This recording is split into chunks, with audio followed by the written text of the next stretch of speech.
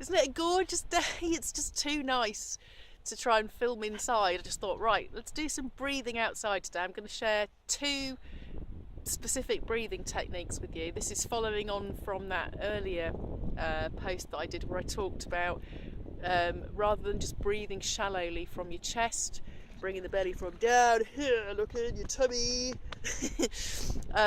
because that does actually, just breathing more deeply immediately reduces stress and brings calm to the body.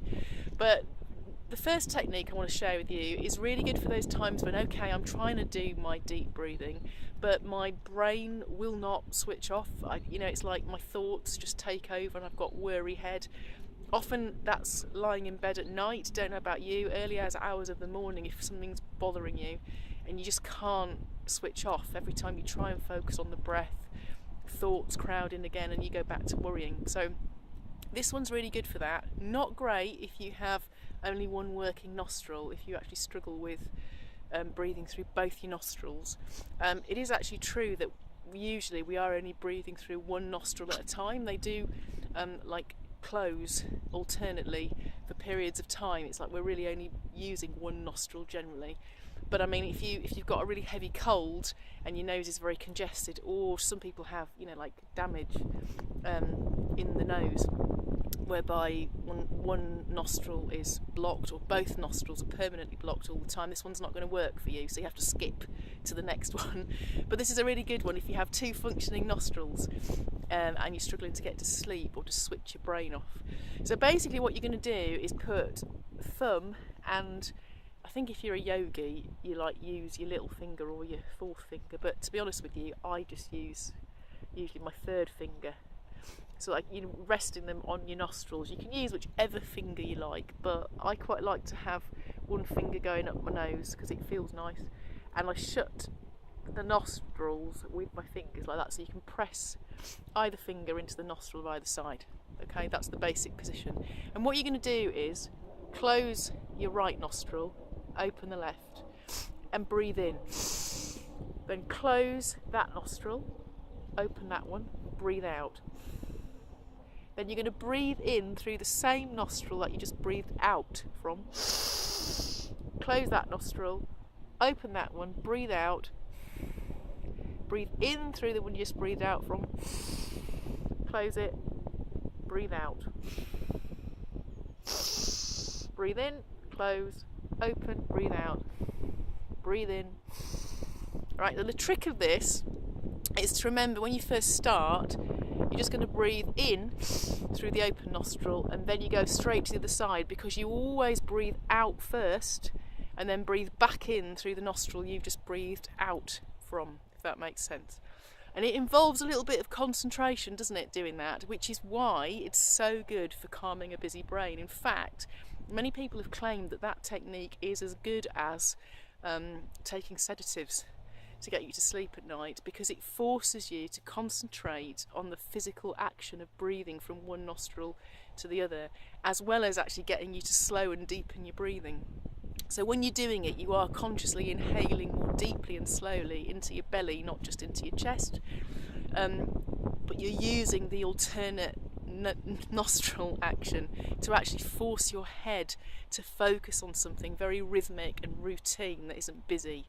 And that's a really great one for getting you off to sleep, actually, as long as you can use both nostrils.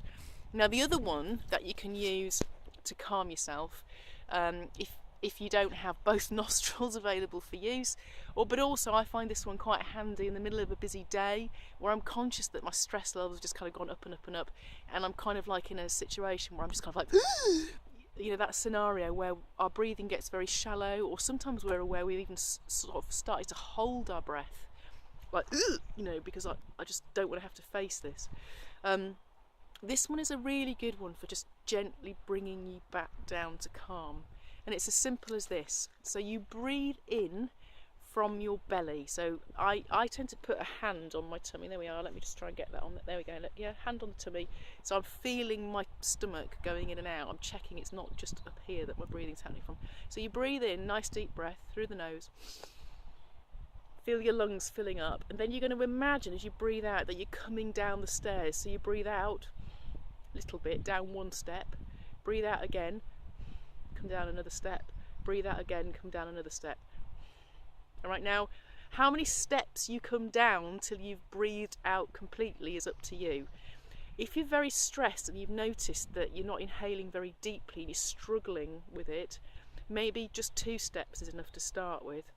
As you begin to relax, you might find you can do 3 short bursts of out breath and maybe build it up to 4. The last out breath needs to be a little bit of a push. You should be aware of the muscles of your diaphragm, the muscles of your stomach, slightly pushing in. You know, it's almost like you have to slightly push the last bit of air out of your lungs with that last step down. But how many steps down you do is entirely up to you. You don't want to stress yourself. It shouldn't be a struggle, but you can gently build up. So you breathe in and then you come down.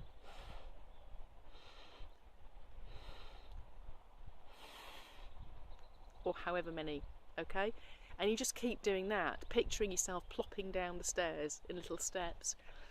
And again, because you're consciously thinking about bringing more stages into the out breath as you move on, you gently encourage your body to go into that further state of relaxation, of letting go. And I find that one really, really helpful. You can do that without anyone noticing what you're doing. You know, you don't have to stand and put your fingers on your nose. You can be, you know, standing in a supermarket queue and you can do that breathing and nobody's even going to notice. So that's a really good conscious breathing technique for bringing you back to calm when you notice that you've lost control or things are spiraling into stress for you. Okay?